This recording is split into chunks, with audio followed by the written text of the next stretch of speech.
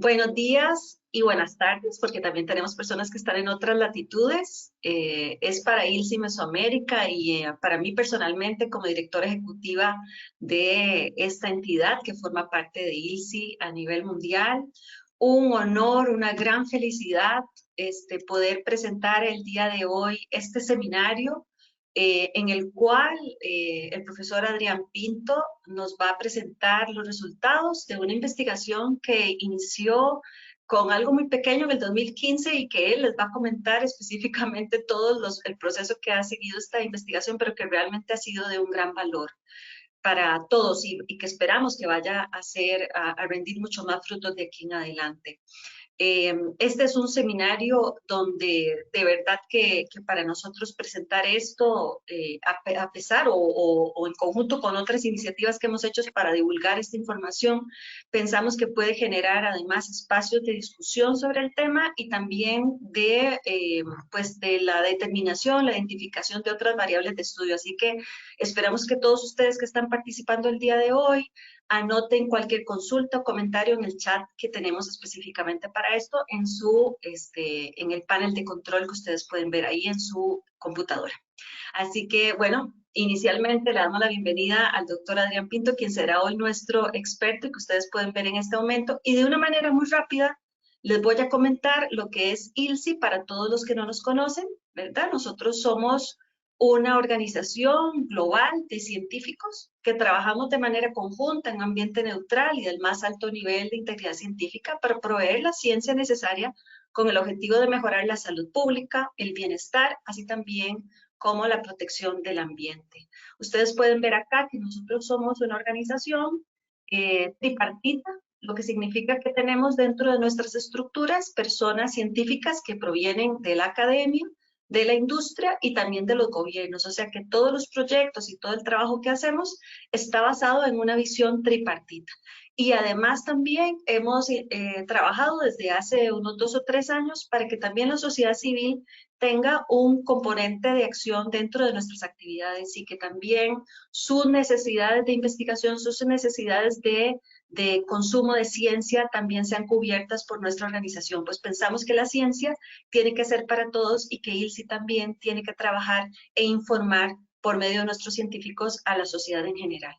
Y bueno, es muy importante decir que existimos prácticamente en todo el planeta y de manera especial, pues que tenemos 2 hermanas más a nivel latinoamericano, que son ILSI Norandino e ILSI Brasil, que trabajamos de manera muy conjunta y que sabemos que acá hay muchas personas que también forman parte de estas otras organizaciones. Nuestra visión es algo que nos identifica de manera muy clara. Nosotros somos para la población de la región mesoamericana que cubre México, Centroamérica y el Caribe, una organización de carácter regional que comprometidos con los principios globales de integridad científica reunimos expertos de todos los sectores, académico, gobiernos y la industria, con el fin de generar, recopilar, analizar y difundir ciencia objetiva, precisa y transparente en los temas que nos interesan o que es nuestro enfoque, que son la salud pública, el bienestar y el desarrollo sostenible. Y nuestra visión, lo que queremos llegar a hacer es, antes del 2030, pues queremos convertirnos en una organización referente e impulsora de alto nivel científico, con objetividad e integridad, y que sea la primera alternativa para que los diferentes sectores de la población mesoamericana usen nuestra información para tomar decisiones en cualquier tema relativo o que impacte la salud pública, el bienestar y el desarrollo sostenible. Así que realmente esto es lo que somos para el siglo XXI y esperamos cumplirlo de manera cabal. Hoy, por ejemplo, tenemos el ejemplo de que con base en este proyecto de investigación se reunieron expertos, ¿verdad? Y crearon, este es un proyecto donde se generó ciencia nueva, que hoy vamos a escuchar y que va a ser súper interesante de poder analizar en los siguientes meses y años. Quiero además generar agradecimientos que voy a decir a algunas personas, pero quiero que sea para todo el equipo, para todas las personas que estuvieron involucradas en el desarrollo de este proyecto. Voy a iniciar por 2 profesoras que cuando yo llegué con esta idea en el 2015, me dijeron que sí, que son la profesora Carmela Velázquez, en ese momento la directora del CITA, y la profesora Ana Mercedes Pérez, que también está aquí con nosotros hoy como panelista, para que ustedes cualquier pregunta también se la puedan hacer a ella. Ellas dos, cuando yo llegué con esta idea de trabajar en conjunto con Asia en un proyecto que tuviese que ver con longevidad, me dijeron que sí, y ahí arrancó. Y de ahí, de esas dos personas, se fueron uniendo y se creó un equipo extraordinario de científicos de la Universidad de Costa Rica que trabajaron muchísimo y muy fuerte, incluso durante la pandemia, donde tuvimos que detenernos, y yo sé que Adrián va a hablar un poquito de esto, pero que se tuvo que detener mucho de lo que hicimos. Y a partir de ahí, este equipo ha sido extraordinario y sin ellos, lo que hoy ustedes van a ver sería, por supuesto, imposible.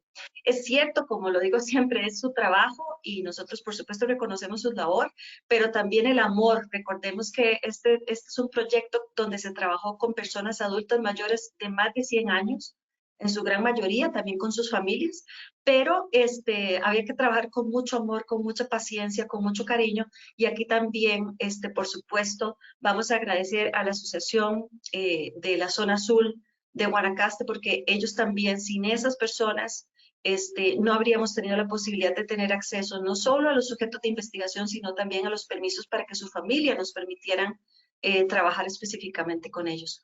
Por supuesto, Ana Irene Bonilla, que también está aquí con nosotros, que ha sido la coordinadora de este proyecto, que cuando empezamos ella era estudiante y ahora ya es profesora en la Universidad de Costa Rica, así que también, pues evidentemente le agradecemos mucho.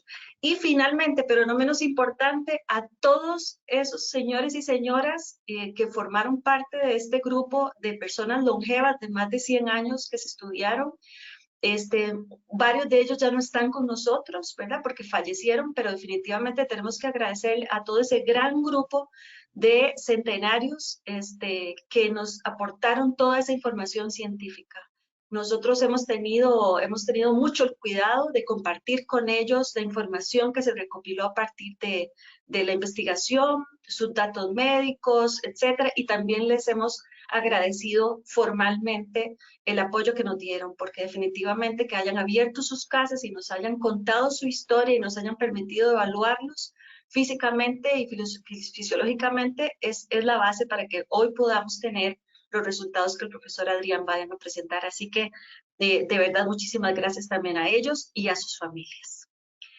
Y bueno, la agenda del día de hoy es una agenda donde, como les he comentado, el doctor Adrián Pinto va a ser quien nos va a presentar esta conferencia sobre la microbiota intestinal y envejecimiento saludable, específicamente el caso en la península de Nicoya.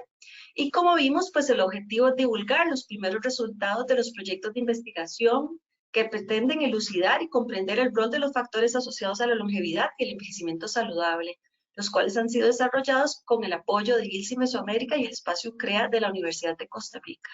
Este es un proyecto que gracias a la institucionalidad de la Universidad de Costa Rica lo hemos logrado, ¿verdad? Ha sido un esfuerzo donde la universidad ha puesto todo lo que ha podido y por supuesto también un agradecimiento muy grande a la institución como tal que le ha dado cobijo a este proyecto. También un aplauso para la Universidad de Costa Rica que nos ha apoyado. Y de inmediato les voy a presentar al doctor Adrián Pinto. Me permití aquí con un resumen muy pequeño de su currículum, por supuesto, pero bueno, él es una persona muy reconocida también por muchos de ustedes. El doctor realizó sus estudios de licenciatura y maestría en microbiología en la Universidad de Costa Rica y obtuvo un doctorado en ecología microbiana en la Universidad de Wisconsin. Actualmente es profesor catedrático de la Escuela de Medicina, donde participa en los cursos de bioquímica para diferentes carreras del área de la salud, de investigador de los Centros de Investigación en Estructuras Microscópicas, el CIEMIC, y en Biología Celular y Molecular, todos ellos en la Universidad de Costa Rica. En esta institución ha dirigido múltiples proyectos de investigación en el área de ecología microbiana, 6 de ellos vigentes, o sea que están en progreso, y 17 concluidos, así como 14 tesis de licenciatura, 8 tesis de maestría y una tesis doctoral. O sea que al profesor también le gusta mucho apoyar a esos estudiantes que están en desarrollo, así que también ese es un agradecimiento, profesor, para usted, que tenga ese amor para con los estudiantes, para que sigan adelante y creciendo. Cuenta con más de 40 publicaciones científicas en revistas indexadas y una patente como coinventor. Recibió el Premio Nacional de Ciencia en el año 2010, trabajó 5 años en el Instituto Nacional de Biodiversidad, el INBio, y fue vicerrector de investigación de la Universidad de Costa Rica en el año 2020. Actualmente se desempeña como embajador de la Sociedad Internacional de Ecología Microbiana en Costa Rica. Aquí voy a hacer otro paréntesis más, y es que en Latinoamérica tenemos extraordinarios científicos que sí tuvieron posibilidades de estudiar alrededor del mundo y siempre estar en contacto, porque ahora somos una aldea global, este planeta, pero que tenemos la posibilidad de contar hoy con uno de ellos, que va a estar con nosotros y nos va a presentar los resultados preliminares, porque van a haber muchos más de este proyecto. Así que adelante, doctor Pinto, le mando un aplauso a usted y a todo su equipo. Adelante. Muchas gracias, doctora Ania, por esa introducción y ese mensaje tan bonito. Al final del día, lo que, perdón, voy a aclarar. No se preocupe. Ya, disculpen. No, que al final del día lo que hace la ciencia exitosa y prácticamente todos los caminos de la vida es el trabajo en equipo. Cuando todos aportamos y todas las personas están motivadas porque están trayendo algo a la mesa. Eso es de las experiencias más maravillosas. Y este proyecto pues nos ha dado esa posibilidad. Entonces igualmente estamos sumamente agradecidos con ILSI por el apoyo que nos ha dado, porque nos permite soñar con este tipo de proyectos de impacto, al igual que el Espacio de Estudios Avanzados de la Universidad de Costa Rica, que son los dos entes que financian este proyecto. Entonces, el día de hoy vamos a hablar de microbios. Tenemos que empezar por recordar que los microbios son esas células microscópicas muy pequeñitas, más pequeñas que el pelo, más pequeñas que nuestras propias células. En este trabajo nos vamos a centrar en bacterias, pero también hay otros microbios, protozoarios como amebas, hongos, que también habitan en nuestro organismo. Entonces, este tipo de organismos, las bacterias, solo las podemos ver usando el microscopio, que nos puede aumentar hasta 1000 veces. Y hay otras cositas más pequeñas, moléculas, que tenemos que usar un microscopio electrónico. Entonces, hoy vamos a estar hablando de estas bacterias que vean aquí. Les comparo cómo son mucho más pequeñitas que las células propias. Esta es la célula, ejemplo de una célula de nosotros, los humanos. Las bacterias son un poco más sencillas, pero son las primeras células que habitaron en el planeta y por lo tanto colonizan prácticamente todos los ecosistemas, incluyendo el ser humano. Ya más recientemente, básicamente gracias a que los métodos para estudiar bacterias, microbios, son cada vez más baratos y accesibles, ya hay un caso, un ejemplo concreto, donde se demuestra experimentalmente que una bacteria que se llama Akkermansia, recuerden ese nombre, lo vamos a mencionar, esa bacteria se demostró que podía extender la vida de ratones hasta un 13%. En años humanos eso podría ser como 7, 8 años extra de vida gracias al apoyo de las bacterias. Entonces, sin duda, este es un área con mucho desarrollo científico en los últimos años. Ahora bien, hay algunos términos que son importantes de explicar y que pues es una de las lecciones tal vez que nos pueda quedar de esta charla. Hace muchos años, bueno, todavía se usa, pero en lo tradicional para referirnos a las bacterias de nuestro organismo era flora, se le llamaba la flora o flora intestinal, en el caso de las que habitan en el intestino. Ya ese término científicamente no se usa. El término que se usa es microbiota. ¿Qué es la microbiota? El conjunto de microbios que habitan en un determinado ecosistema. Entonces, en el intestino, ya no hablamos de flora intestinal, vamos a hablar de microbiota, la microbiota intestinal. Ahora bien, como les decía, los métodos para estudiar bacterias, microbios, en general, organismos, a partir de su material genético del ADN, han decaído significativamente. Miles de veces. Entonces, eso permite estudiar a los microbios a partir de sus genes. Eso es lo que vamos a llamar el microbioma. El microbioma es el conjunto de todos los genes de los microbios en un determinado ecosistema. Entonces, ustedes van a escuchar que se habla de microbioma intestinal. Cuando estamos hablando de microbioma, es porque estudiamos esos microbios a partir de sus genes o estamos hablando de sus habilidades genéticas. Cuando hablamos de los organismos, entonces vamos a decir microbiota. Otro término muy importante que vemos prácticamente todos los días en la televisión, en los anuncios, en los buses, es el de probióticos. ¿Qué es un probiótico? Los microbios vivos, las células vivas, que confieren un beneficio a la salud. Esos son los probióticos, los microbios buenos, por llamarlos de alguna manera. Para alimentar esos microbios buenos existen sustancias que vamos a llamar prebióticos. ¿Qué es un prebiótico? La comida del probiótico. Las sustancias, por ejemplo, ciertos tipos de fibra, ciertos tipos de azúcar que van a favorecer a los microbios buenos. Entonces, si escuchan que un producto tiene prebióticos, es la comida para la bacteria y probióticos es la bacteria como tal. Esas formulaciones que tienen ambos hoy en día se llaman simbióticos. Entonces, si escuchan de un producto simbiótico es porque trae la comida para la bacteria buena y la bacteria o bacterias buenas que nos van a ayudar en la salud. Y es que hoy en día ya entendemos a nuestra especie, nuestro propio organismo, como un holobionte. El concepto de holobionte se refiere a un organismo y todos sus microbios asociados. Imagínense que solo en su intestino, cada uno de ustedes, de las personas que están participando de esta charla, solo en su intestino habitan más bacterias que seres humanos sobre la Tierra.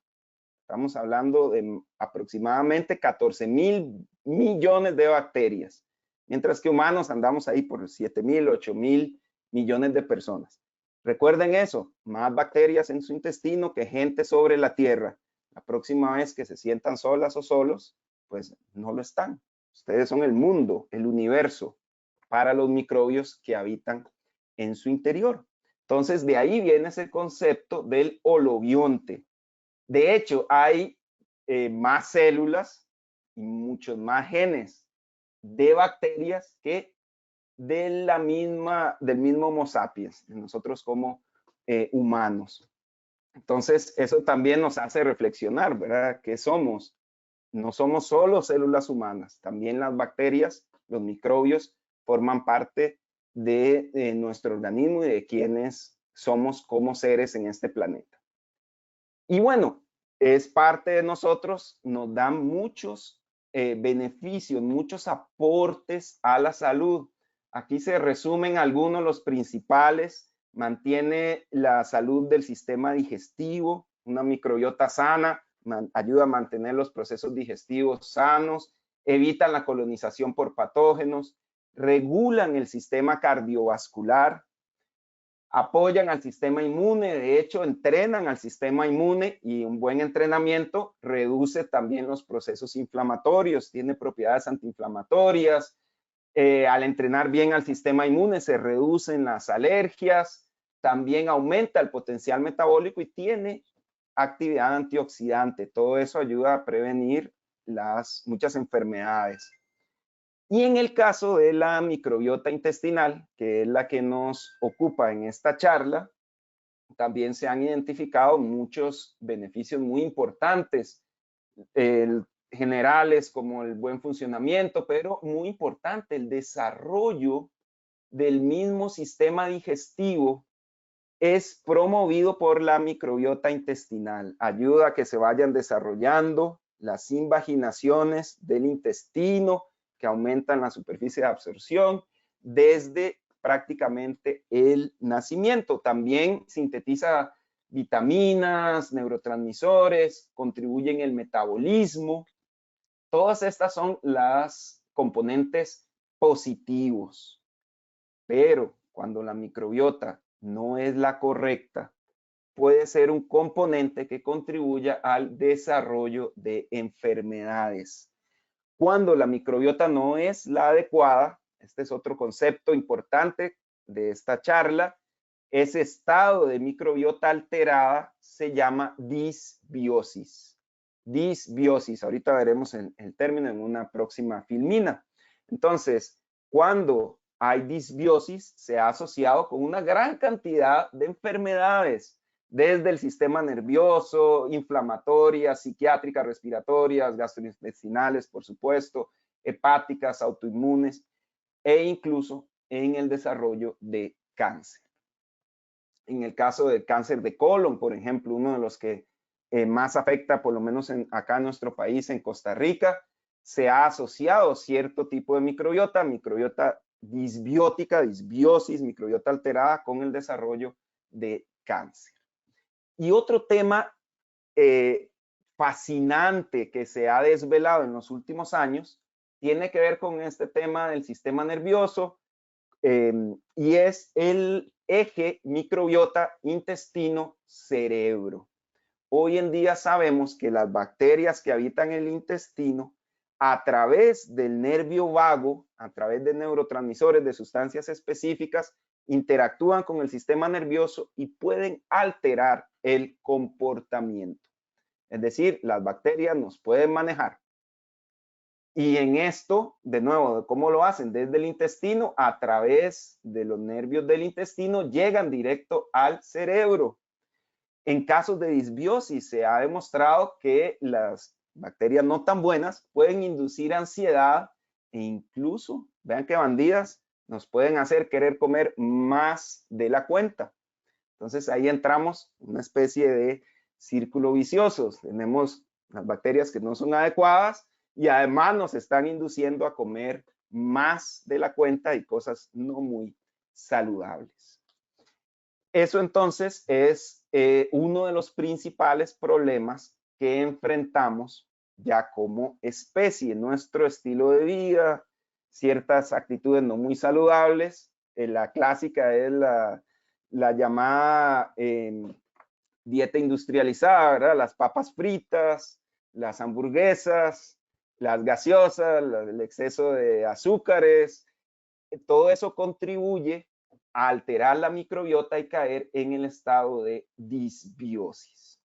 Ese es el término, entonces, que nos habla de una microbiota que ya no es sana. Entonces, todos esos efectos protectores se pierden. Y aquí viene un detalle muy importante. Vean, cuando la microbiota está sana, todo está bajo control, se respeta la permeabilidad del intestino, es decir, lo que tiene que estar afuera se queda afuera, lo que tiene que estar adentro se queda adentro. Pero en disbiosis empiezan a aparecer los problemas, empiezan a acumular las bacterias no benéficas, empiezan a secretar sustancias que reclutan células del sistema inmune y empieza a desarrollarse una inflamación crónica. Recuerden esto, señoras y señores, la inflamación crónica, igual que el estrés crónico, es lo que nos puede matar. El estrés agudo, ¿verdad? Tenemos una competencia, algo así, es importante para la especie. El problema es cuando uno está estresado todo el tiempo. Igual al nivel intestinal.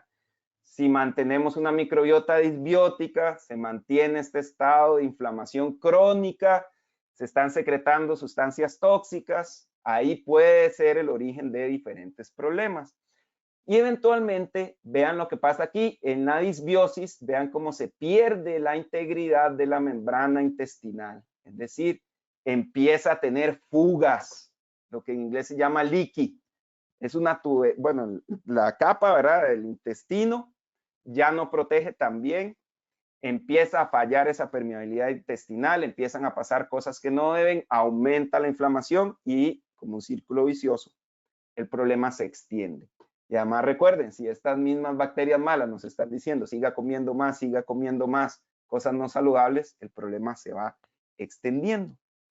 Entonces, ¿cómo se relaciona todo este conocimiento general con el envejecimiento.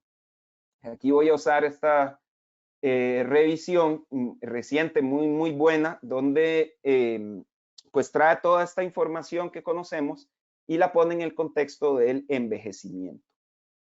Entonces, acá en esta figura vemos qué sucede en dos circunstancias. Cuando tenemos un envejecimiento exitoso en verde y cuando tenemos un envejecimiento no exitoso.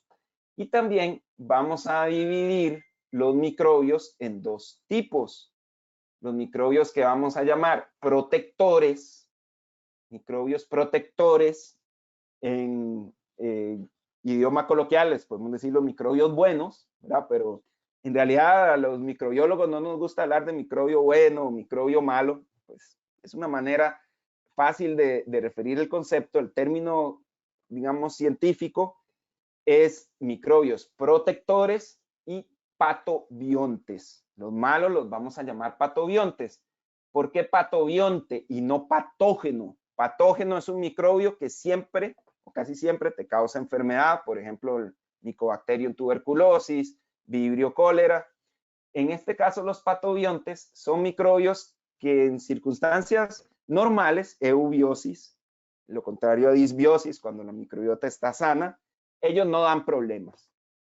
Pero cuando empiezan a acumularse y se reducen los protectores, ahí es donde empiezan a aparecer los problemas de salud. Entonces vean cómo en una persona es normal que esos patobiontes vayan aumentando conforme envejecemos. Lo que se ha visto es que en las personas que no tienen un envejecimiento exitoso, ¿qué quiere decir eso? Que no llegan a la edad adulta o que llegan postrados con una enfermedad crónica, mientras que estos llegan a la edad adulta como los que vamos a ver de Nicoya, o sea, pura vida, moviéndose, viéndose por sí mismos. Esas personas que envejecen bien, los patobiontes van aumentando, pero a un ritmo más lento que el envejecimiento no exitoso. Entonces, como vamos a ver, ciertas circunstancias, hábitos, pueden hacer que se acumulen los patobiontes y tengamos un envejecimiento no exitoso. Vean, con los microbios protectores sucede lo inverso. A lo largo de la vida van a ir cayendo, pero en las personas que tienen un envejecimiento exitoso cae más lentamente, mientras que los que no tienen ese envejecimiento exitoso, los microbios protectores decaen mucho tiempo antes, cuando aún son personas jóvenes. Y eso entonces se refleja en la inflamación. Las personas que tienen más patobiontes, menos microbios protectores, tienen más inflamación. Y esto se relaciona directamente con el envejecimiento. Una de las teorías más aceptadas, de hecho, en inglés viene inflamación y envejecer, aging, inflammation y aging, lo combinan para hablar del inflammaging. Entonces, esa es una de las más aceptadas causas de envejecimiento. Inflamación crónica causa daños en las células, en esencia, afectando los problemas. Entonces, vemos una relación directa entre la protección de los microbios y esa inflamación. Y eso pues se traduce en fragilidad y degeneración siendo mayor en las personas entonces que tienen una disbiosis, es decir, que no tienen los microbios correctos. Bueno, toda esta información viene de estudios que son hechos en otras latitudes. Cuando cayó la pandemia y tuvimos que suspender el proyecto, uno de los estudiantes que estaba haciendo su licenciatura, Andrés Balbín, tuvo que pivotear, ya no podía seguir trabajando con las personas adultas mayores, entonces se enfocó su tesis en un análisis bibliométrico de dónde vienen las publicaciones en microbioma humano en Latinoamérica. Vean qué interesante, las publicaciones vienen en aumento, es claramente, esto fue una revisión del 2015 al 2020, claramente un área con mucha atención, liderada principalmente por Brasil, México, Colombia y Chile, mientras que nosotros acá en Costa Rica apenas pudimos encontrar con los criterios un artículo hasta ese momento. Y ¿Qué tal respecto a la longevidad? Bueno, en ese análisis no encontramos un solo artículo de nuestra región que se enfocara en personas mayores de 65 años. Entonces, definitivamente hay un gran vacío de conocimiento en esta área. Y es así como surge los proyectos de nuestro equipo en la zona de Nicoya. Para responder a esta pregunta o grande, ¿verdad? De qué factores contribuyen al envejecimiento saludable. Hay muchas subpreguntas, una de ellas son los microbios, que es el tema de hoy, pero lo abordamos desde muchas perspectivas, como les voy a explicar. Entonces, en mi caso, yo soy el investigador principal del proyecto de EUCREA y apenas iniciamos este proyecto, bueno, apenas lo estábamos planeando, nos pusieron, gracias a los colegas de bioquímica, la doctora Georgina Gómez nos puso en contacto con la doctora Ana Mercedes Pérez del CITA y a partir de ahí nació una unión, una alianza muy satisfactoria para todas las personas involucradas, porque nos ha permitido maximizar los recursos, hacer las giras en conjunto, un montón de cosas que entonces nos permitió obtener mejores resultados. El proyecto se basa en Nicoya y Nicoya en Costa Rica, en la parte noroeste de Costa Rica, en la provincia de Guanacaste, es considerada una de 5 zonas azules en el mundo. Y vean que tenemos mucho cuidado de poner la marca registrada a la par de zona azul. Este es un término hoy en día comercial. Ya está patentado por estas personas, los autores de ese concepto, especialmente Dan Buettner, que trabaja mucho con National Geographic, ha hecho libros, documentales, etc. Entonces, no se sorprendan si nos visitan acá en Costa Rica y encuentran un gran pabellón en el aeropuerto que se llama Costa Rica Zona Azul, donde venden todo tipo de productos. Entonces, un concepto comercial, no necesariamente refleja la realidad, ¿verdad? Ahí en el aeropuerto van a ver que habla de que las personas en Nicoya toman vino a las 5 de la tarde. Eso no es cierto. Nunca en ninguna gira vimos a nadie tomar vino. Menos vino tinto, tal vez vino de Coyol, que es un vino local. Acá lo que se toma es guaro, una bebida a base de caña de azúcar. Entonces hay que hacer esa distinción porque es real. Hay toda una parte comercial alrededor de este fenómeno que tampoco pues hay que criticarla, es parte del fenómeno. Sí es importante llamar la atención ahora que estamos hablando de eso. Ahora bien, noten que es la única zona que está en el neotrópico, las demás están en Estados Unidos, Italia, Grecia y Japón. Disculpen un momentito.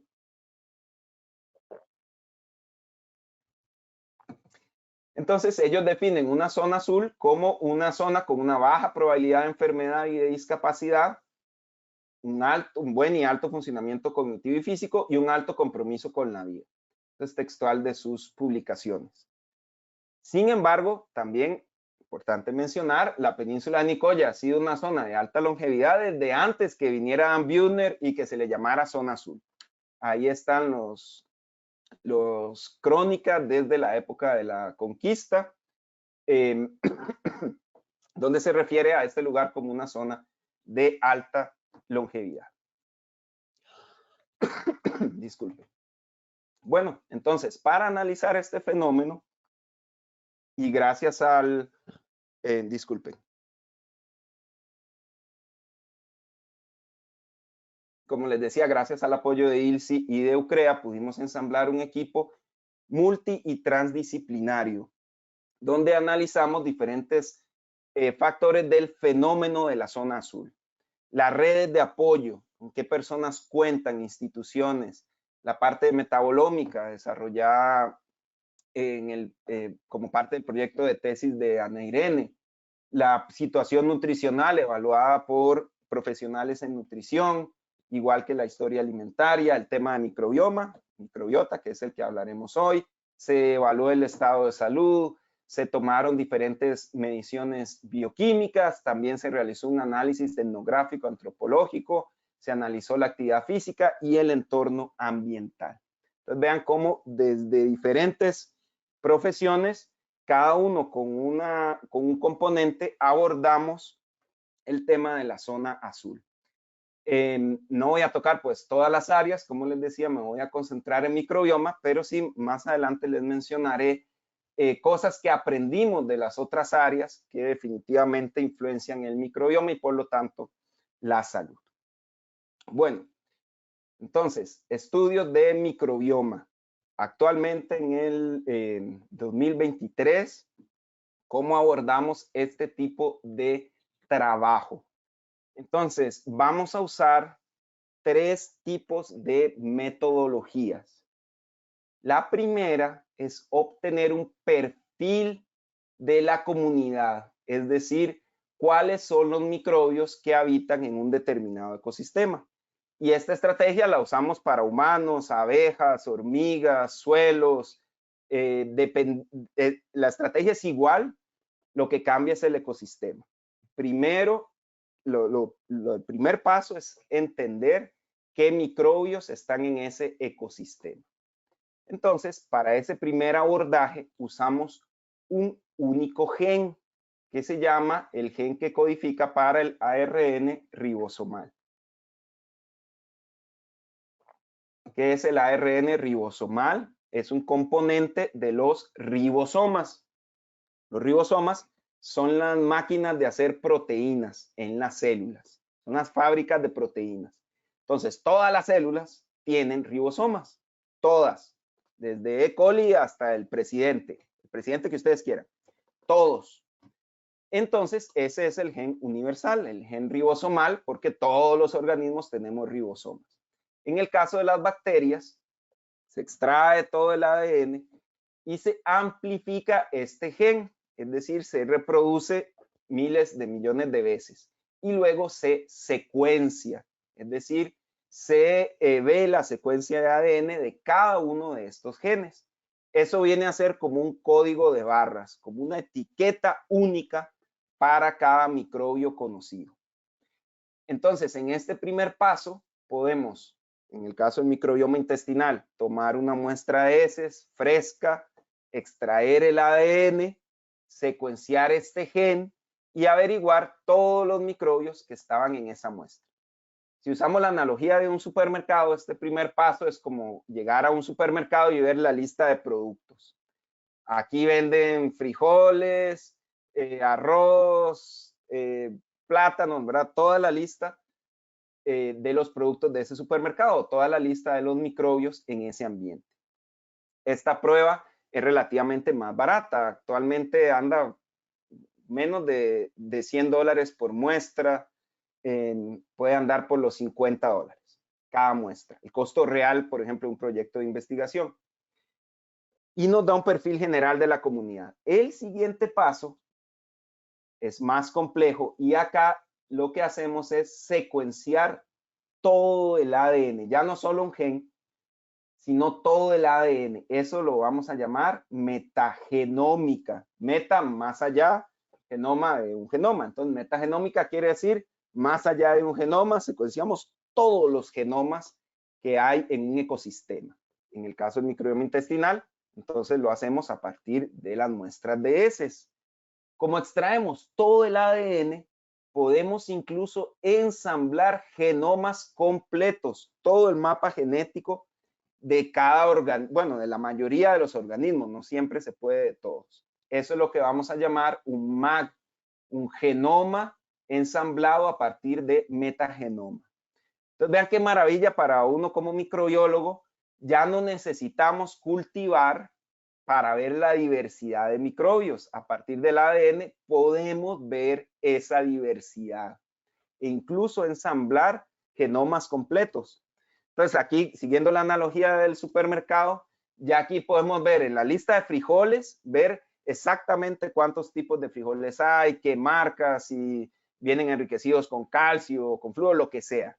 Aquí ya vemos el genoma completo y podemos empezar a ver función. qué podrían estar haciendo esos microbios para ayudar al ser humano o a la hormiga, a lo que estemos estudiando.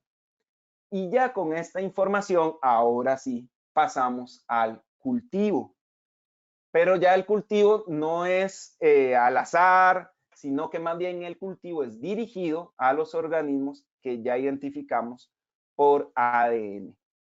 Muchos laboratorios se quedan acá, no pasan al cultivo, pero para nosotros, para nuestro equipo de trabajo, en el cual participa el doctor Gabriel Vargas con esta parte de informática y la máster Catalina Murillo con esta parte de cultivo. ¿Por qué es tan importante cultivar?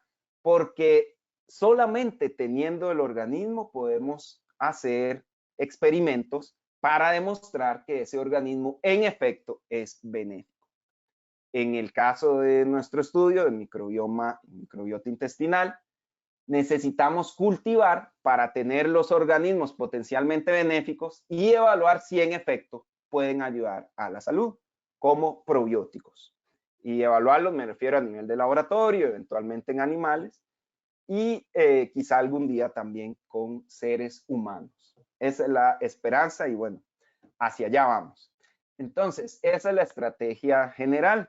Entender la comunidad, profundizar en su función y a partir de ese conocimiento cultivar los microbios benéficos para evaluar su potencial efecto en la salud.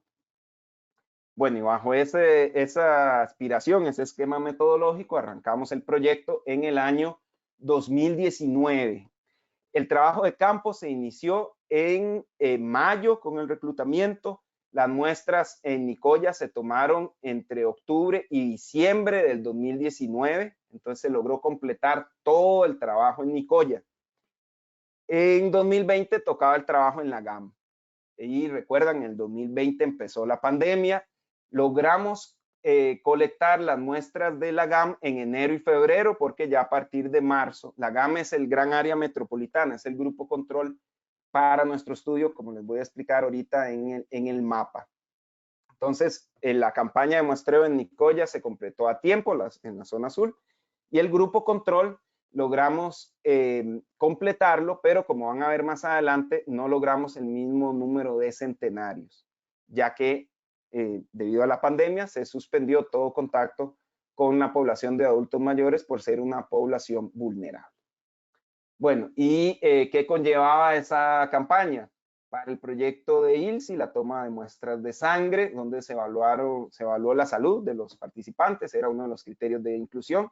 Luego esos resultados se les regresó a los participantes. Se tomaba la muestra de heces, luego les explico el procedimiento, se daba la evaluación médica, se firmaba el consentimiento informado, muy importante. Todo este proyecto, por supuesto, cuenta con los avales del Comité Ético Científico de la Universidad y el Comité Central del Gobierno de Costa Rica. En ese momento también se recababan los metadatos, las entrevistas, se aplicaron 2 tipos de cuestionarios. Aquí es muy importante mencionar el aporte del doctor Gilbert Brenes, que tiene muchos años de trabajar con esta población, desde un proyecto pionero que se llamó CRELES, Costa Rica Longevity Story, que fue liderado acá en nuestro país por el doctor Luis Rosero, ambos demógrafos, el doctor Rosero y el doctor Gilbert Brenes. Entonces, gracias al papel de Gilbert, adaptamos ese cuestionario a la época actual. Y también aplicamos otro cuestionario desarrollado por la Universidad de California en San Diego, que es otro de nuestros colaboradores en este proyecto. Y el equipo de nutrición analizó el consumo de alimentos, así como toda la toma de medidas antropométricas. Hoy no voy a hablar de estos resultados, me concentraré en la parte de microbioma. Entonces, para nuestra parte de las muestras de heces, hay un tema fundamental y es que la persona debe recibir una capacitación, debe entender muy bien de qué se trata el proyecto. Esta es la hoja de información que le damos a las personas para reclutarlas. Y una vez que aceptaban participar, se les daba un kit para la toma de la muestra. Este kit incluye unas alitas de plástico y un recipiente que se coloca en el inodoro. Entonces eso ayuda un montón a que la muestra llegue limpia. y también favorece a la persona porque no tiene que buscar dónde colocar su muestra, que es una de las cosas molestas, ¿verdad? Cuando nos toca llevar nuestra muestra al laboratorio. En este kit, además, se incluían los guantes y una hielerita. Verán qué curioso, solo en mi casa aceptaron, después de mucha negociación, poner las muestras de heces en la refrigeradora, como que a la gente no le gusta. Entonces les dábamos una hielerita con paquetes de hielo. Eso es muy importante porque entonces nosotros explicábamos a las personas el día antes, les dábamos el kit y les pedíamos que tomaran la muestra durante el día y que nos llamaran de inmediato. Entonces, la rutina en el campo, repartíamos el material, reclutábamos el día anterior y la mañana siguiente pasábamos recogiendo las muestras. Y esas muestras, como van a ver, se procesaban en el laboratorio en las primeras 6 horas, incluso menos en algunos casos, pero nunca más de 12 horas desde la toma. Y siempre en hielo, ¿verdad? Desde que la persona la tomaba, después la ponía ya en su hielera. En Nicoya, como mencionó la doctora Ania y como veremos al final, nos apoyó la Asociación Península Zona Azul. Acá en San José, en la capital, nos costó mucho reclutar personas. Y ahí nos topamos la primera gran diferencia. Mientras que en Nicoya, cuando buscábamos un adulto mayor, siempre estaba acompañado. Acá en San José, en la capital, la mayoría de adultos mayores, lo contrario, están solos y no te quieren abrir. No quieren porque tienen miedo. Y con toda razón, porque hay gente que se dedica precisamente a estafar a ese tipo de población. Entonces, acá en San José, en la ciudad, ¿verdad? En el gran área metropolitana, logramos reclutar gracias a los centros diurnos, es decir, los centros donde van las personas adultas mayores a pasar el día y hacer diferentes actividades. El sistema de ir casa por casa, era el red familiar, no funcionó acá en el gran área metropolitana, pero este grupo de apoyo también contamos un poquito de apoyo del programa de la universidad para adultos mayores, pero definitivamente donde llegó más del 90% de las muestras fue a través de las visitas a centros diurnos. Entonces, en ese caso se visitaba el día antes, se reclutaba, se llenaba todo el papel, se les daba el kit y al día siguiente se volvía a visitar para recoger las muestras. Bueno, entonces, una vez que se hacía ese proceso, las muestras eran, bueno, muy importante llenar los 2 cuestionarios, las muestras eran llevadas al laboratorio para la extracción de ADN y cultivo y su respectivo análisis. ¿Qué pasa en el laboratorio? Lo primero que hacíamos era la inspección visual, es decir, ver que las heces estuvieran sanas y que no tuvieran contaminación por orines. Y créanme que eso se puede ver a simple vista. Uno va entrenando el ojo con el tiempo. Reconocer unas heces patológicas, su consistencia, su olor, eso cualquier detallito que nos pudiera sugerir una patología o la presencia de contaminación por orines, inmediatamente se descartaba la muestra, se contactaba a la persona y se tomaba de nuevo. Si la muestra venía bien, el siguiente paso era homogenizarla, todo con material estéril, y luego distribuirla en diferentes tubos de ensayo. Uno más grande para almacenar más material y 5 tubitos de trabajo, más otro que enviaríamos a nuestros colaboradores. E inmediatamente, una vez dividida la muestra, se congelaba en nitrógeno líquido. Este es un paso muy importante porque es el que garantiza preservar las células para ADN y también para cultivo. Esa es una de las recomendaciones que nosotros damos.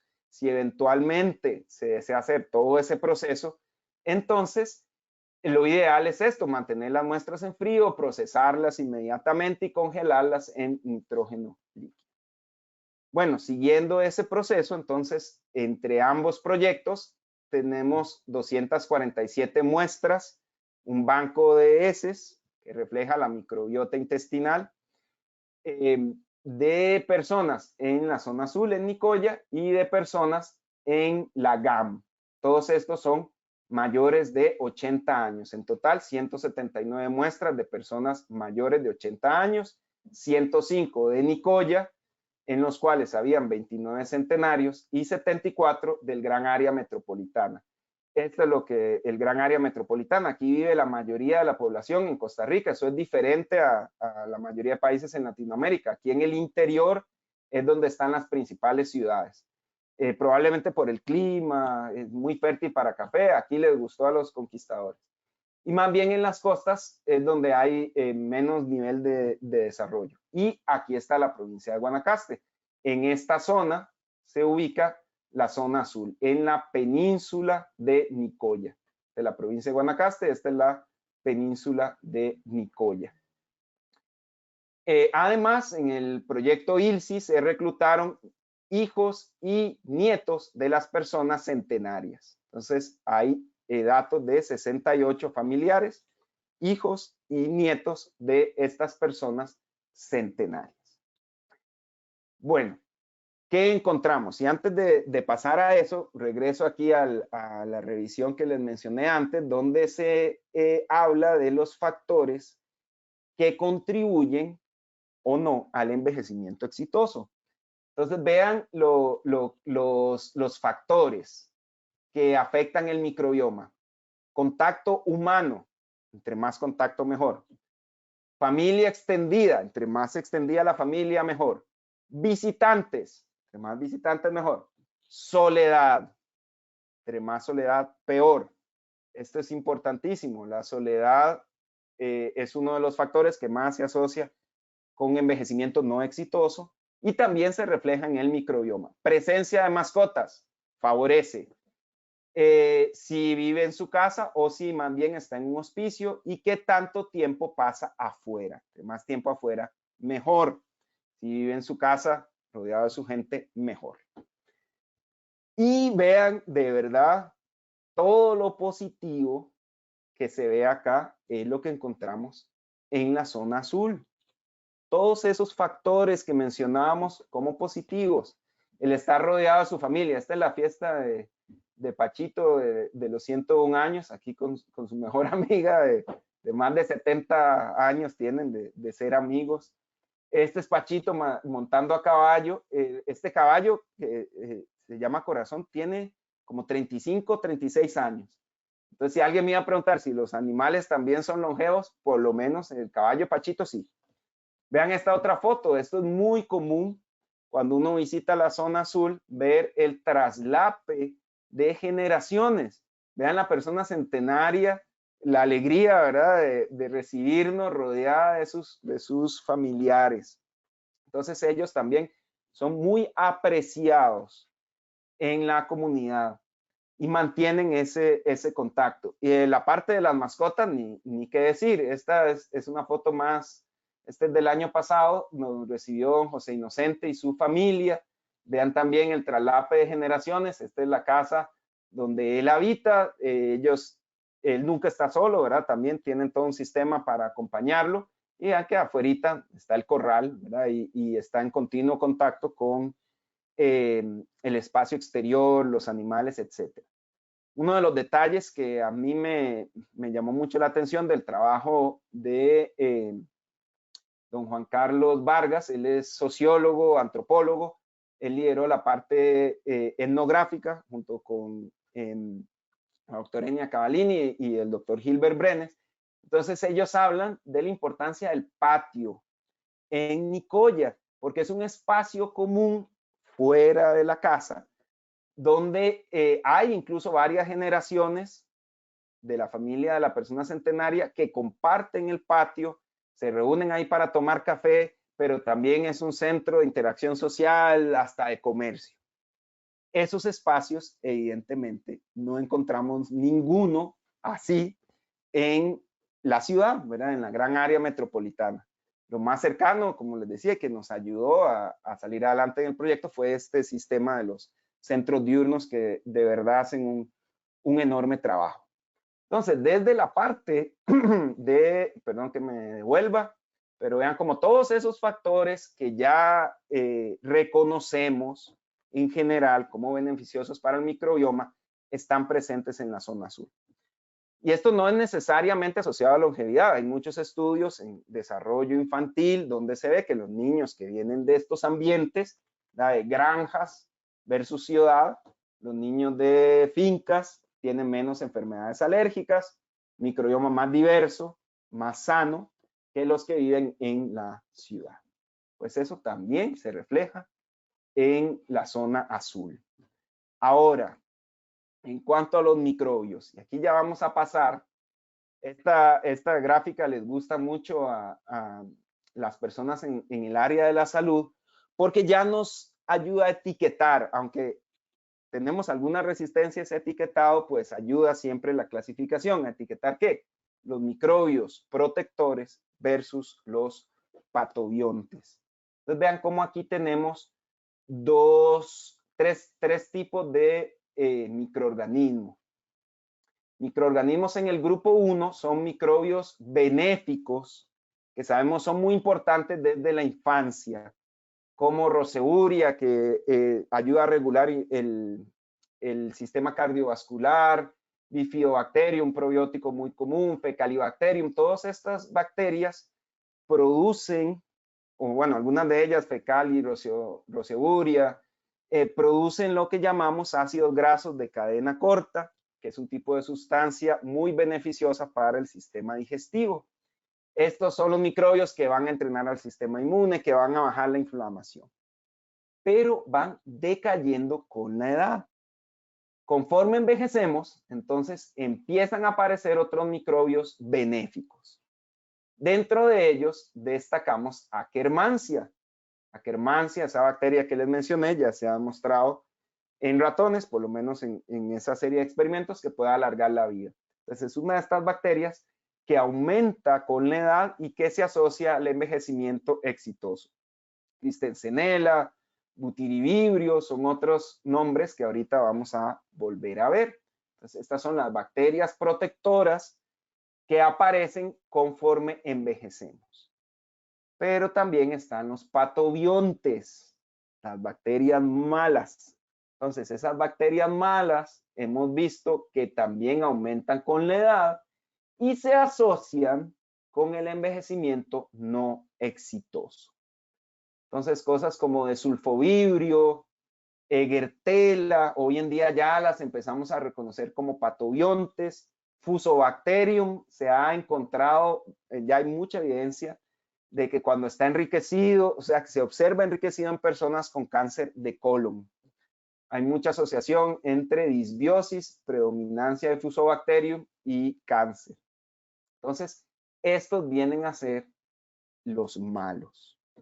¿Qué es lo ideal? O que se ha visto en las personas que tienen el envejecimiento exitoso, que mantienen los del grupo 1, los buenos de toda la vida, y los del grupo 3, los buenos asociados al envejecimiento. Mientras que en las personas que no tienen un envejecimiento exitoso, se ve que la microbiota es colonizada o es dominada por estos patobiontes, por estos tipos de microbios que no contribuyen o no contribuyen tanto al buen funcionamiento del organismo.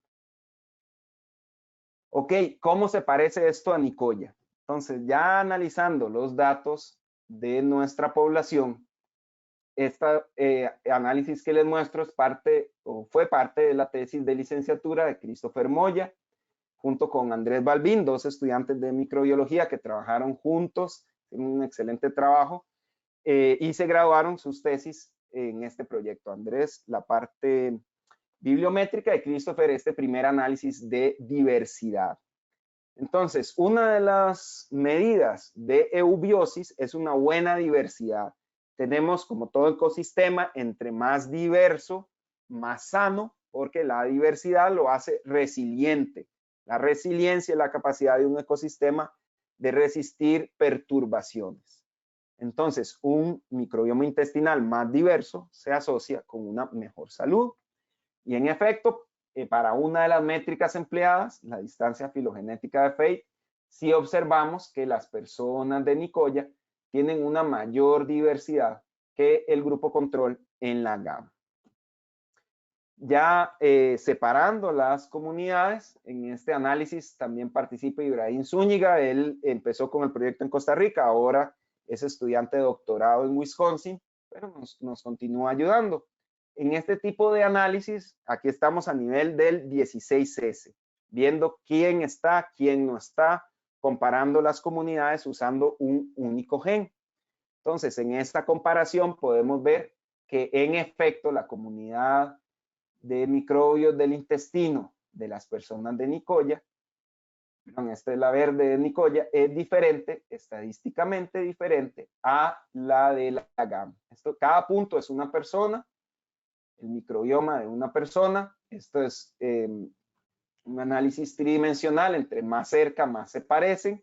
Se saca el promedio y se ve la diferencia entre las poblaciones. Entonces, sí, son diferentes las comunidades de la península de Nicoya con las comunidades de microbioma intestinal de las personas que habitan en el centro del país. Pero también hay una diferencia de acuerdo a la edad. Entonces, sí vemos una separación. Recuerden que en el caso, ya aquí nos vamos solo a Nicoya, y aquí no estamos comparando con la GAM. En Nicoya tenemos muestras de personas centenarias, que es este turquesa, personas mayores de 80, que es este moradito, los hijos de los centenarios, segunda generación, y los nietos de los centenarios. Entonces vean cómo estadísticamente la comunidad intestinal es diferente y se aleja bastante ya la comunidad de los nietos con respecto a la de los centenarios. Y esto se refleja también en otras mediciones que se hicieron en el proyecto, los parámetros bioquímicos, los temas nutricionales. En general vemos unas personas centenarias, personas longevas con una excelente salud, pero en sus descendientes ya se empiezan a notar algunos problemas más asociados con la urbanización, con el desarrollo. Y eso no es sorprendente, recordemos, o bueno, los costarricenses pueden recordar, las personas de otros países, les cuento la historia, cuando estas personas que hoy día son centenarias eran jóvenes, ni siquiera existía la carretera interamericana. O sea, no había manera de llegar en carro rápidamente a San José. Hoy en día, si visitamos la zona, a la pura entrada tenemos un centro comercial con todas las marcas de comida rápida. Entonces, evidentemente hay un cambio muy grande entre la Nicoya de las personas centenarias y la Nicoya de sus descendientes. Y ese cambio se ve reflejado en la composición del microbioma. Ahora, pasemos a los nombres, ¿verdad? Los tipos de bacterias. Vean, en esta gráfica vemos la abundancia de los tipos de bacterias más comunes detectadas en nuestro estudio. Y aquí encontramos las buenas que les venía mencionando: Roseburia, Fecalibacterium, Christensenella, Butyrovibrio, Akkermansia. Todas estas son bacterias protectoras que encontramos presentes en esta población o en ambas poblaciones de adultos sanos. Del lado izquierdo está la GAM, del lado derecho está Nicoya, en ambas. Y las que tienen un asterisco son las que son diferentes entre Nicoya y la GAM. Entonces ahí nos interesa bastante Akkermansia, Butyrovibrio, Fecalibacterium. Son posibles probióticos que están presentes en nuestra población. Dominan ese microbioma de estas personas sanas, cuando lo vemos como un promedio. Entonces, hasta este punto, ¿qué podemos decir? Bueno, que en los estudios a nivel mundial donde se han identificado estas bacterias benéficas, también están presentes en nuestras poblaciones. Por lo menos los nombres están ahí. Ahora sí debemos pasar al siguiente nivel. ¿Qué es lo que hacen las bacterias buenas para cuidar nuestra salud? Y aquí vamos a encontrar, por ejemplo, el butirato, estos propionato, acetato, los que llamamos ácidos grasos de cadena corta. Vean cómo esas sustancias alimentan a los colonocitos y ayudan al buen funcionamiento del organismo. Esta es la parte buena.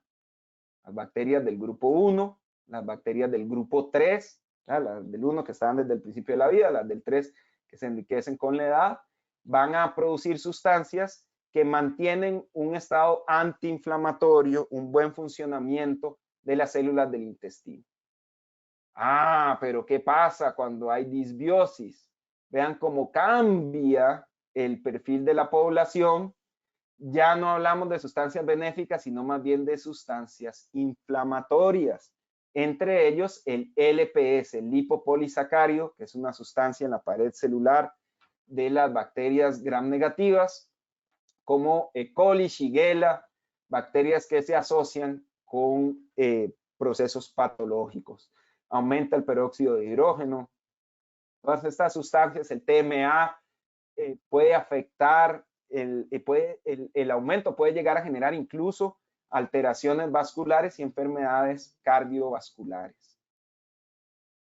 Entonces, para ver en más detalle si una bacteria, por ejemplo, está produciendo toxinas, si tiene el metabolismo que va a llevar a urolitinas, o si tiene el metabolismo positivo que produce ácidos grasos de cadena corta, entonces necesitamos pasar al siguiente nivel. Ya no nos sirve secuenciar un solo gen, sino que tenemos que pasar a la secuenciación metagenómica. Todo el ADN que está presente en nuestra muestra. Y aquí la gran ventaja es que lo hacemos a partir de muestras que ya caracterizamos. Es decir, de nuestra colección de más de 250 muestras, ya conocemos su composición microbiana. Es la misma muestra, el mismo ADN debidamente preservado, el que entonces vamos a secuenciar completo. Hemos hecho dos campañas de secuenciación metagenómica. Como les mencionaré más adelante, esta fue la primera. Entonces, para esta campaña seleccionamos 5 participantes que tenían muchas interacciones sociales y 5 participantes que tenían baja interacción social. Vimos que tuviera, o sea, que la muestra fuera buena, que estuviera dentro de los parámetros de diversidad, que tuviera los tipos de microbios más comunes, y también nos interesaba en ese caso que tuviera, si tenía o no Akkermansia, porque recuerden, es una de estas bacterias que se ha asociado a longevidad. Entonces, eso es importante en este estudio. Para la secuenciación más profunda, no es que seleccionamos al azar, no, ya sabemos cuáles son las mejores muestras para responder las preguntas que queremos. Entonces, de este análisis hemos logrado reconstruir más, ahorita este es el primer muestreo, ya vamos por más de 800 genomas a partir de metagenomas. Se toma todo el ADN, se usan metodologías informáticas para separar ese ADN en cada microorganismo hasta tener el genoma completo. En esta área, para poder decir que un genoma realmente es adecuado, tiene que tener más del 70% de los genes esenciales, es decir, los genes que le permiten a la bacteria vivir, como las enzimas para reproducir el ADN, enzimas para reparar el ADN, los genes para hacer proteínas. Esos son los que llamamos genes esenciales. Además, no deben haber genes repetidos, pueden haber, porque en los genomas hay duplicaciones, pero eso debe ser menos del 7% del total y tiene que ser más grande de 1 millón de pares de bases. Entonces, tenemos cientos de genomas ya reconstruidos usando esta estrategia. E incluyen probióticos conocidos como Lactobacillus, Bifidobacterium, como también los llamados posibles probióticos de nueva generación, como el caso de Akkermansia, Listipes, Fecalibacterium, etc. Entonces tenemos una gran diversidad en todos los tipos de genomas que logramos ensamblar de esta primera campaña de metagenómica. De todas estas posibilidades hay también microbios protectores, al lado de los firmicutes, por acá Akkermansia, como también microbios asociados con patobiontes, como el caso de las de sulfovibrio o algunas proteobacterias. Entonces, con este análisis podemos ver ambos, ¿verdad? Los protectores como los no protectores. Y actualmente tratamos de relacionar la presencia de estos organismos con la supervivencia de las personas, porque estas muestras, estos análisis se tomaron en 2019, ya han pasado 4 años, entonces podemos relacionar los microbios benéficos con el estado actual de estas personas, un trabajo que hacemos actualmente. Ahora, les he hablado mucho de Akkermansia por esa importancia que tiene, entonces nos interesó mucho centrarnos en Akkermansia, porque no hay reportes en Costa Rica aún de esta especie. Entonces, teniendo los MACs, los genomas completos, podemos compararlos con las Akkermansias de otras partes del mundo. Entonces, esto lo que vemos es un análisis filogenético a partir de los genes, cómo han evolucionado estas bacterias. Y vean cómo dentro de las de Costa Rica, que son estas, este color verdecito, vemos que hay 2 tipos de Akkermansia. Este grupo acá y este grupo acá. Vean que este grupo está emparentado con una especie característica del humano, Akkermansia mucinífila. Estas probablemente pertenecen a esa especie. Pero aquí tenemos un grupo de Akkermansias que está separado. Estas podrían representar una nueva especie o una nueva subespecie de Akkermansia específica de Nicoya.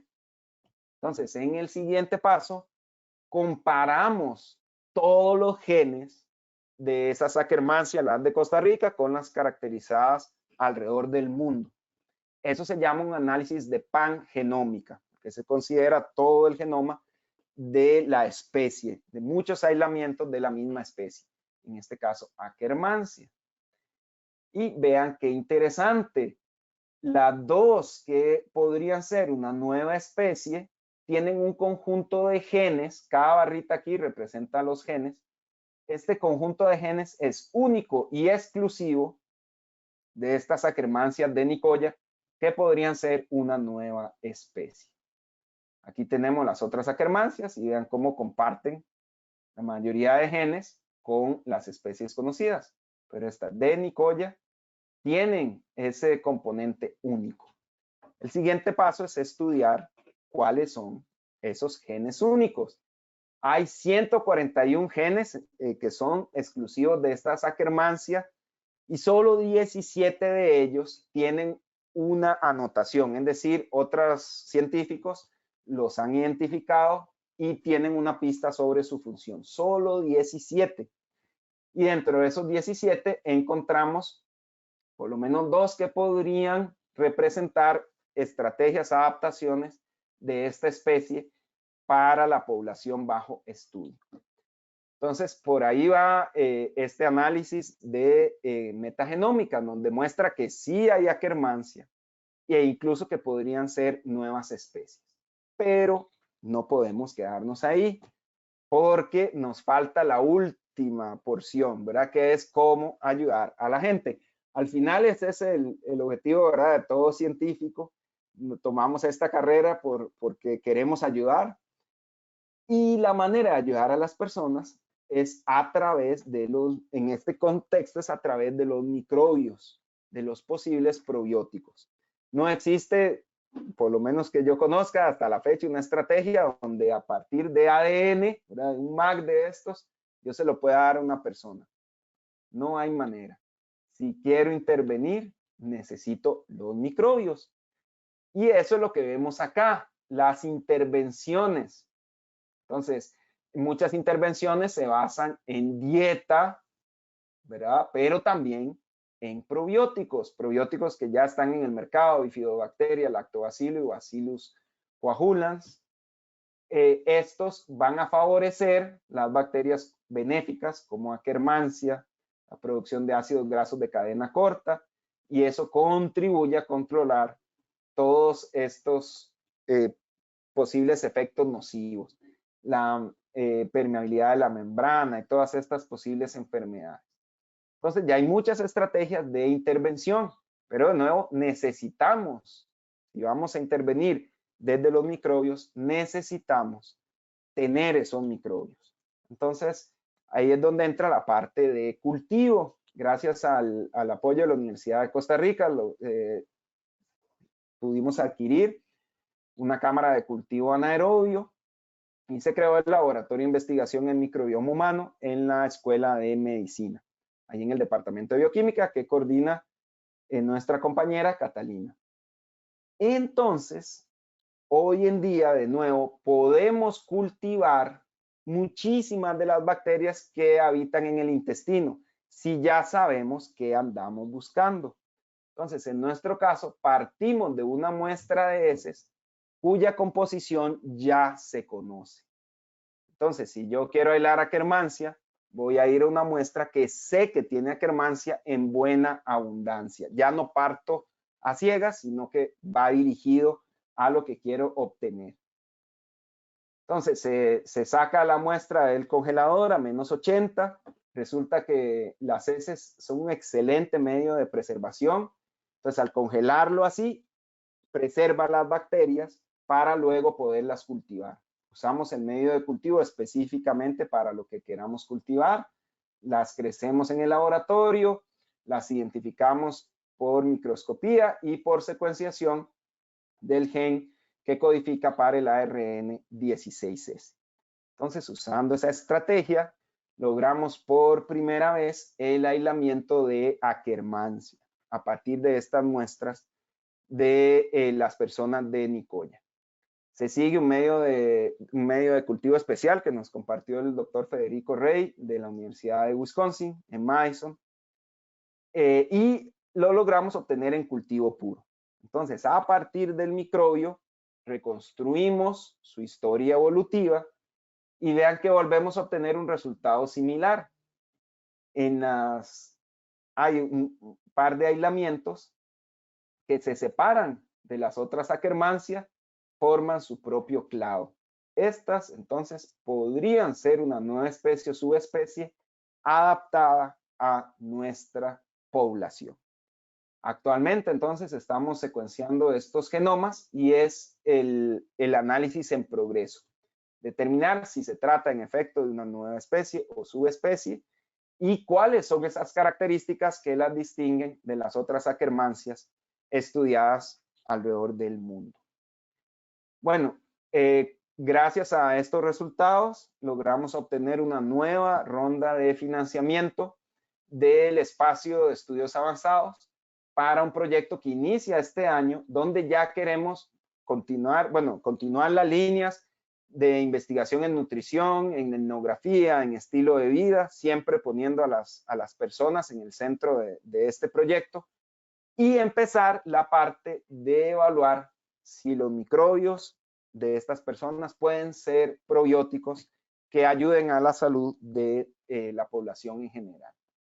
Entonces, en ese trabajo es fundamental la labor de coordinación de la doctora Ana Mercedes Pérez, de Ana Irene Bonilla, porque ellas son quienes nos integran con la doctora Natalia Barbosa del CITA y su equipo que ya trabaja en la valoración de probióticos. Entonces, a partir de este año ya empezamos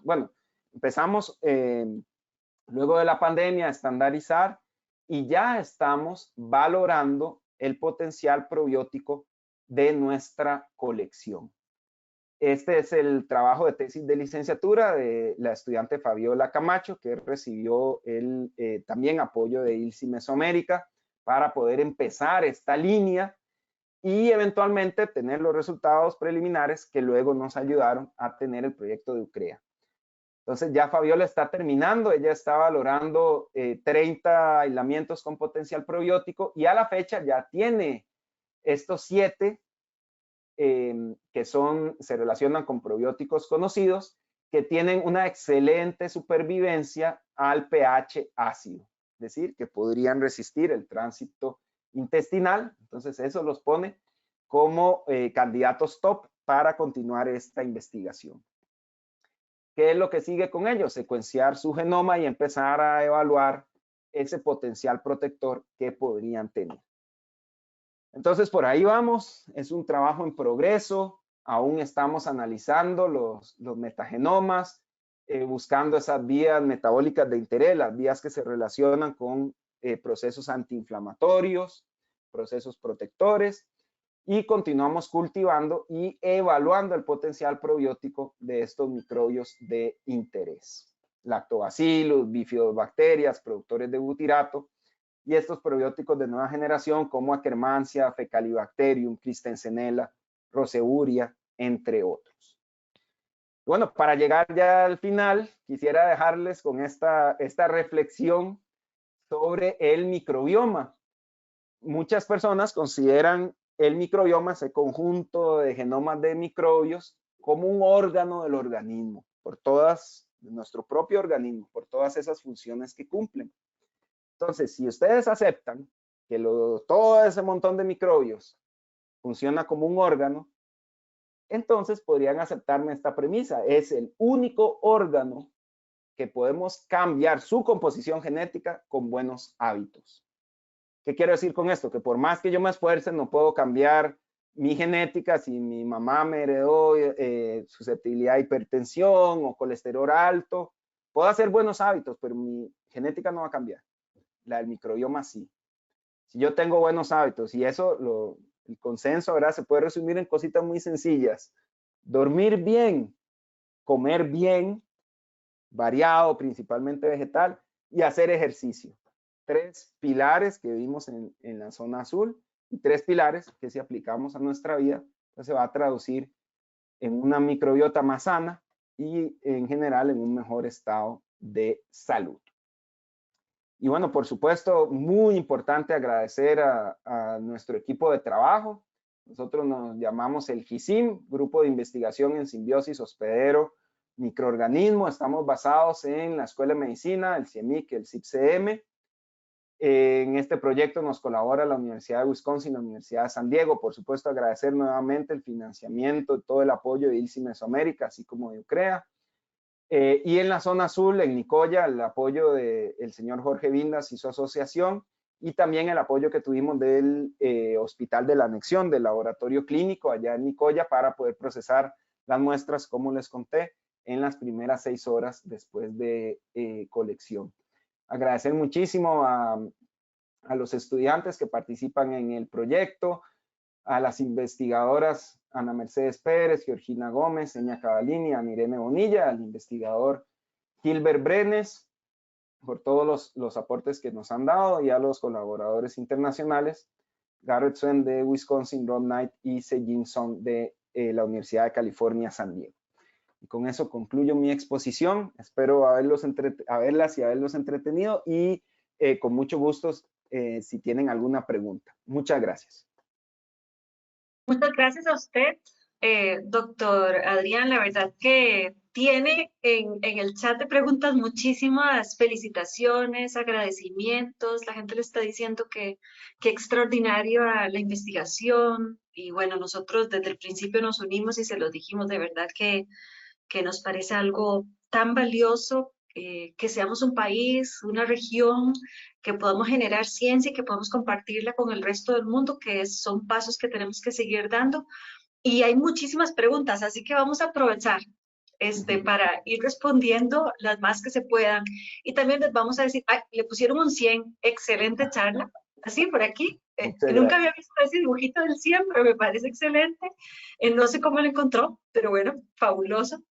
Nos están preguntando si la sesión está grabada. Sí, nosotros vamos a compartir esta sesión para que los que quieran estudiarla, obviamente hay mucho que estudiar, así que qué bueno poder luego sentarse y tomar nota de tantas cosas que usted nos ha contado. Y yo quisiera inicialmente decirle que cuando empezamos este cuento en el 2015, allá en esa reunión de ILSI, yo decía, ¿y será que estos señores que tienen más de 100 años en Costa Rica son tan diferentes a los señores que están en Japón, que están en Grecia, señores y señoras, ¿verdad? Ya mayores de 100, ¿Cuándo los vamos a poder comparar? Bueno, yo creo que ahora que ya ustedes tienen estos datos, qué interesante poder hacer esas comparaciones genéticas, filogenéticas, para saber si realmente son tan diferentes los nuestros y además encontrar unas bacterias que, bueno, que al final son nuestras, ¿verdad? Son de ellos, pero bueno, resulta que tal vez ese es el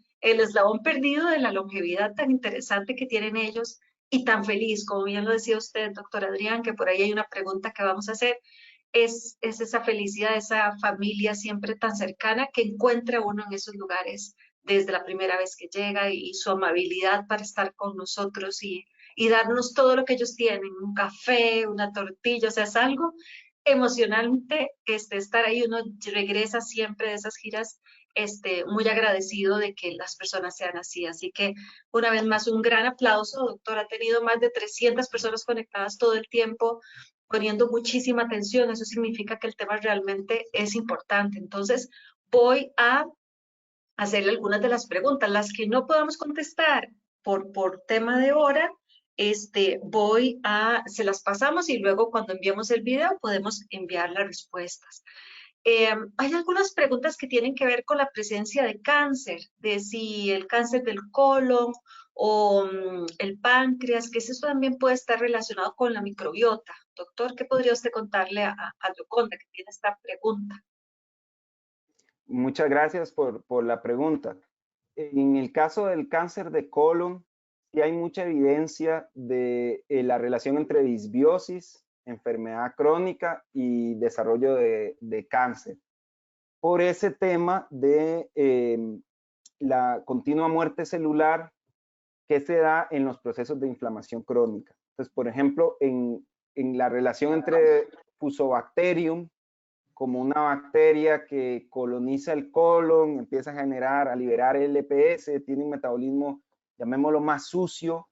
Entonces esas células del sistema inmune están ahí metidas y van muriendo las células del colon en un ambiente tóxico. Entonces eso, ellas, ¿verdad?, se van a reproducir y en ese ambiente tóxico ahí pueden empezar a aparecer las primeras mutaciones. Entonces una primera mutación hace que ese grupo de células ahora se reproduce más rápido en un ambiente tóxico. Entonces va a acumular una segunda mutación y de ahí nos vamos a ir hasta el desarrollo de cáncer. Entonces, en esa parte sí hay mucha literatura. Puede investigar, por ejemplo, Fusobacterium, cáncer de colon. Ahí va a encontrar bastante. En la parte de cáncer de páncreas, ahí no le puedo contestar hoy. Con toda franqueza se lo reconozco, no tengo información de ese tipo de cáncer. Entonces, en mi caso, tendría que investigar un poquito más. Pero sí, en el de la relación entre microbioma intestinal y cáncer de colon, ahí hay bastante evidencia. Muchas gracias. Gracias a usted, doctor. Nos pregunta Melania que si las diferencias encontradas entre el microbioma del GAM versus de Nicoya están influenciadas por muchas bacterias poco abundantes o por pocas y abundantes. Excelente, excelente pregunta. En general, no hay, o sea, hay una diferencia entre las poblaciones básicamente por la presencia de los centenarios en nuestro estudio. Los centenarios de Nicoya son muy distintos. Y en esas comparaciones, ¿verdad?, con los centenarios de otras partes del mundo, lo que vemos es que ellos son únicos. No nos calza, ese perfil de la población no nos calza con ninguna otra. Lo que no podemos decir, a pesar, ¿verdad?, de todos los análisis estadísticos, es una sola causa. No podemos decir, son diferentes porque tienen más Akkermansia, por ejemplo, o porque tienen más fecali. No. Igual con el tema de los metadatos. Son diferentes porque duermen más o porque tienen más actividad física. Entonces, ¿qué nos dice eso a nosotros? De que no es una sola cosa, que es más bien el conjunto de buenos hábitos a lo largo de toda la vida lo que les ha ayudado a tener ese envejecimiento exitoso. Ahora, en la pregunta específica, debemos considerar que en este caso estudiamos dos poblaciones sanas, ¿verdad? La gente de Nicoya y la gente de GAM, de la ciudad, pero que va a centros diurnos. Y lo que vemos es que ambos tienen en su gran mayoría los grupos protectores. Entonces, esa parte, ¿verdad? En esa comparación, no le podría decir exactamente si hay un grupo que predomina en un lado o del otro. Más bien lo que estamos tratando de enfocar ahora, que ya conocemos la supervivencia, es decir, las personas que muestramos en el 2019, ya podemos ir al registro civil y ver quiénes están todavía vivos en el 2023. Y eso sí nos puede ayudar a encontrar esos efectos específicos. Entonces, ese es un trabajo en progreso que hará para la próxima o cuando esté la publicación. Muchas gracias, muy buena pregunta. Gracias a usted, doctor. Bueno, aquí Gustavo le dice que qué maravilla de información, que muchas gracias por compartir los resultados. Y nos pregunta con respecto a quermancia, que si son obtenidos del ambiente durante la vida o también están desde el inicio y si su cantidad puede aumentar o no según los factores ambientales y sociales. Sí, excelente pregunta. Entonces, Akkermansia es una de estas bacterias que se adquiere durante la vida, pero que tiene un papel preponderante conforme envejecemos. Se encuentra aumentada en personas que tuvieron un envejecimiento exitoso, pero todavía nos queda mucho por investigar en cuanto a los mecanismos específicos. Sí se puede, o sea, la proporción puede cambiar de acuerdo a la dieta. Entonces se asocia, por ejemplo, con consumo de frijoles, ciertos vegetales. Entonces, si tenemos una dieta que es pobre en vegetales, tal vez eso podría llevar a una disminución de ese grupo por aumento de otras bacterias que tienen un metabolismo, digamos, más rápido y más adaptado a esas azúcares fáciles de ingerir. Entonces, sí, definitivamente mediante buenos hábitos, sobre todo dieta, se puede alterar la proporción de las bacterias que están en el microbioma y eso incluye a Akkermansia. Gracias, doctor. Dice acá que si este tipo de microorganismos benéficos ya se están utilizando en productos probióticos comerciales, que si se sabe si los probióticos que requieren son diferentes, está hablando, digamos, de la comida de las bacterias, ¿verdad? Que otros probióticos ya más conocidos y utilizados comercialmente. Muy buena pregunta. Mucha investigación y mucho desarrollo en esta área. Hay, por ejemplo, las personas del estudio, Akkermansia, ellos ya tienen una compañía donde están tratando de desarrollarlo como producto, pero no es algo que esté todavía digamos, comúnmente. Los más comunes son bacterias, bueno, lactobacilos o bifidobacterias que, como vimos, sí tienen, hay mucha investigación de que tienen un efecto benéfico porque además modulan, favorecen a estos benéficos. En cuanto a los prebióticos, un área de mucha investigación es el uso de estos ácidos grasos de cadena corta, como el butirato. Entonces hay análisis, estudios clínicos de butirato, por ejemplo, el efecto de butirato en la dieta de esa parte de prebióticos. Entonces, lo que le puedo responder desde mi conocimiento es que son áreas donde se investiga mucho y cada vez aprendemos más. No podría decirle, ¿verdad? No, en ese sentido no soy nutricionista como para recomendarle cosas específicas. Es siempre recomendable, ¿verdad? Tener el apoyo de un profesional si uno puede acceder a él.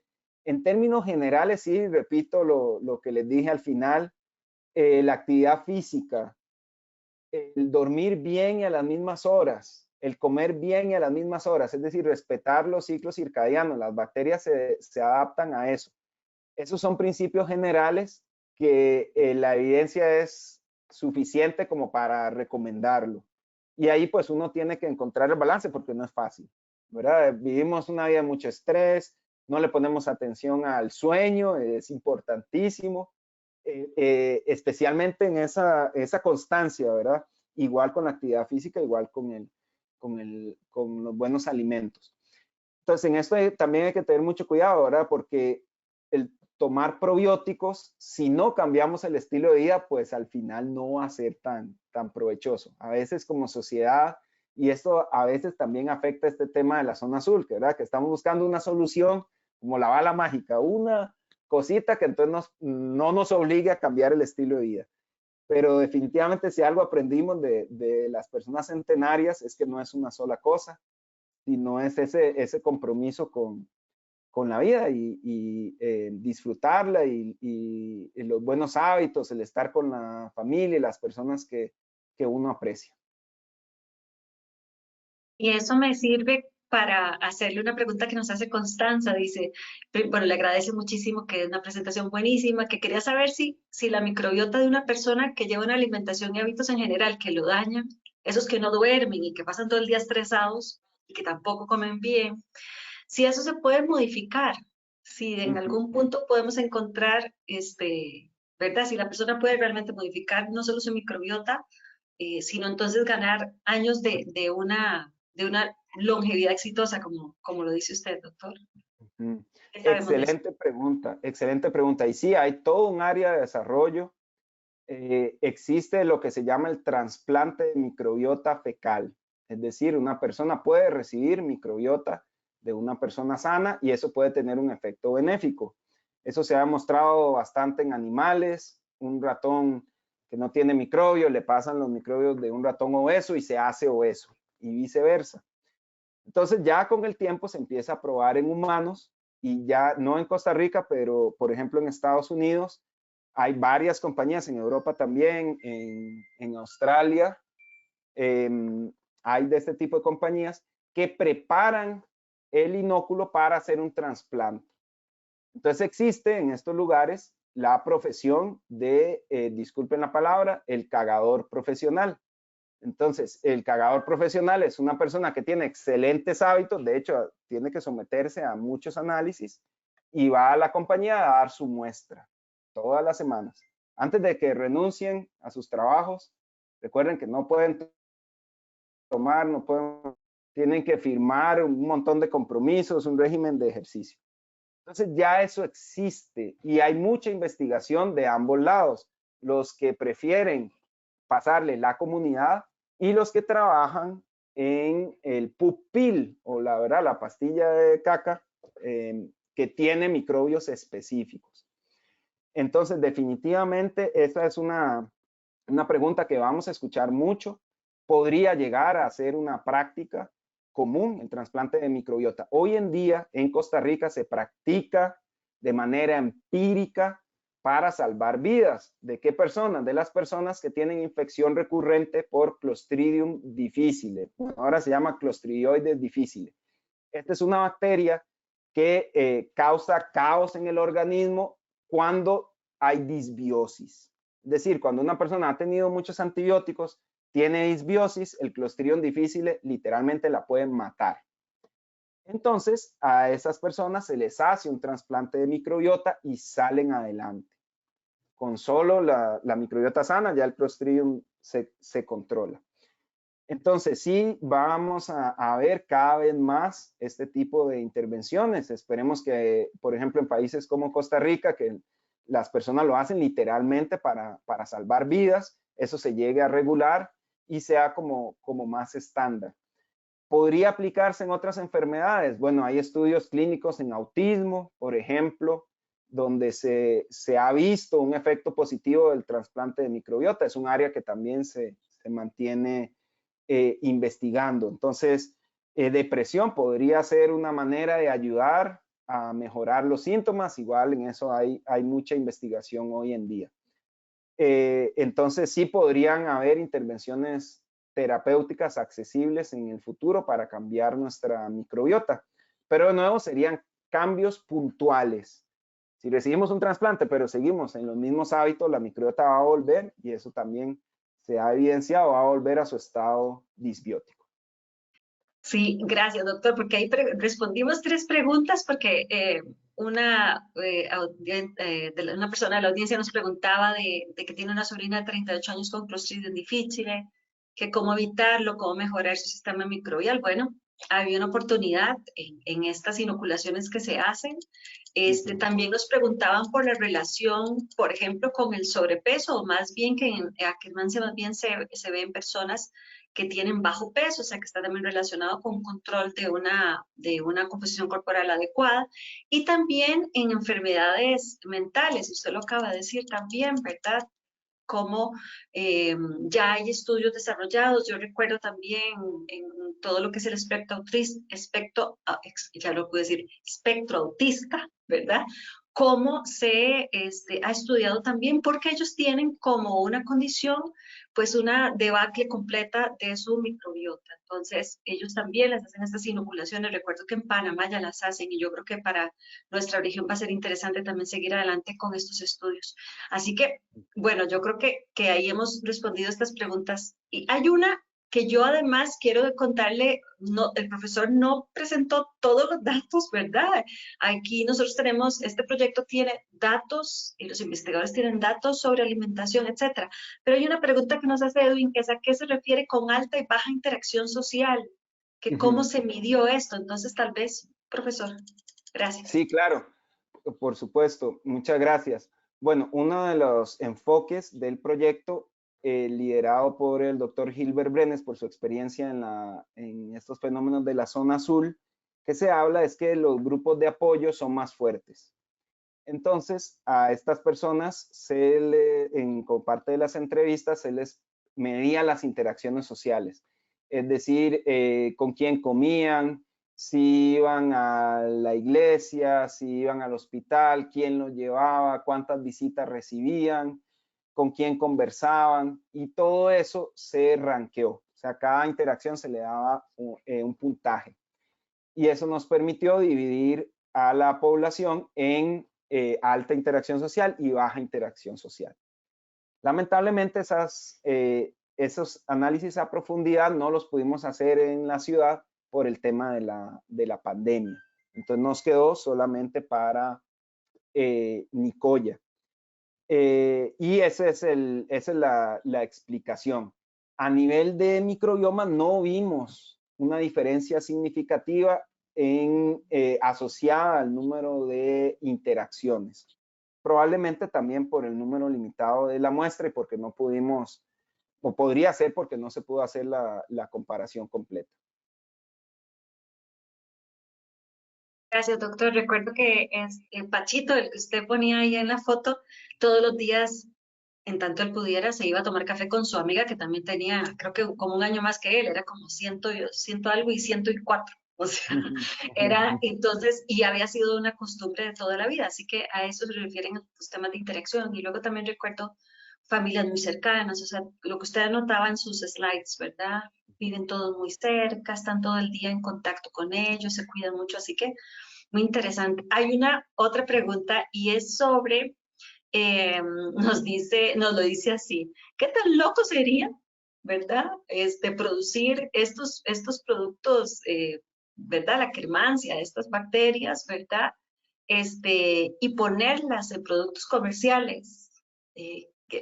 Yo me imagino que esto ya pasa, pero nos preguntan que cómo sería esto si es algo que se puede hacer, ¿verdad? Comercialmente y de alguna manera también, pues, venderse con esta forma o porque tienen esta función. ¿Vamos hacia allá, doctor, o cómo funciona esto? Sí, definitivamente esa es la intención, poder llegar, o sea, los microbios benéficos puedan llegar a la población.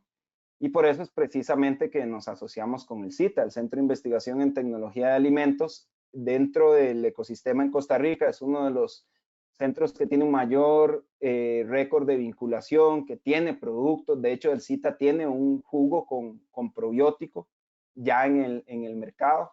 Entonces, sí, eso no es tan loco. Realmente es a lo que aspiramos. El que esta riqueza, ¿verdad? Porque al final es un tesoro al cual tenemos acceso por realmente la bondad de estas personas, y como universidad pública nos corresponde custodiar ese tesoro, pero buscar la manera que llegue a la mayoría de personas posibles. Entonces sí, en eso estamos, ¿verdad? Falta mucha investigación, pero a través del trabajo en equipo esperamos poder llegar a que con el tiempo se conviertan en soluciones al alcance de las personas. Voy a hacerle dos preguntas más, doctor, que me parecen interesantísimas y creo que también cierran mucho de lo que usted ha conversado. Dice Carmen que si estas investigaciones se han hecho en poblaciones de diferentes culturas, edades y géneros.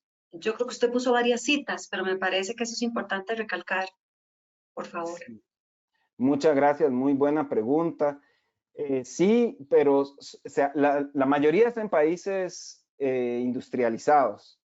Sin embargo, hay trabajos muy importantes. Por ejemplo, hay una investigadora en la Universidad de Nueva York, ella se llama María Domínguez Bello, y ella ha estudiado las personas del Amazonas, los pobladores, digamos, originales. Ella trabaja con otro investigador que se llama Marty Blazer. Ellos tienen un libro que se llama Nuestros microbios perdidos. Eso es por ponerle un ejemplo, ¿verdad? No es el único grupo, pero ella, pues, latinoamericana, es originaria, si mal no recuerdo, de Venezuela. Entonces sí se ha visto en los trabajos de ellos que hay un montón de microbios que tienen las poblaciones que no industrializadas, que ya las de países industrializados no se ven. Son grupos completos que se pierden. Entonces sí hay con muchos trabajos en microbioma infantil, por ejemplo, la importancia del microbioma en el desarrollo. En el caso de alergias, yo, por ejemplo, soy una persona asmática y ya está muy bien establecido por qué soy asmático, al menos una posibilidad, porque yo y mis hermanas no. Y en mi caso hubo, por un tema de una infección, al tener un mes de vida, recibí antibióticos y no me recuperaron con leche materna. En ese tiempo no se promocionaba tanto la lactancia. Ya hay muchísima evidencia de que un niño pequeñño que tiene tratamiento de antibióticos y no recibe lactancia, no recupera el microbioma y puede desarrollar enfermedades alérgicas. Y ese es mi caso, totalmente. ¿Por qué solo yo? Mi hija tampoco, ni mis hermanas, solo yo tuve ese evento en mi desarrollo. Entonces sí hay muchos estudios, pero definitivamente cuando comparamos de dónde vienen esos estudios, hay un vacío en Latinoamérica y particularmente en Centroamérica, en nuestra región. Gracias, doctor. Hay algunas preguntas que tienen que ver, por ejemplo, con los resultados de la evaluación de consumo de alimentos y del estado nutricional.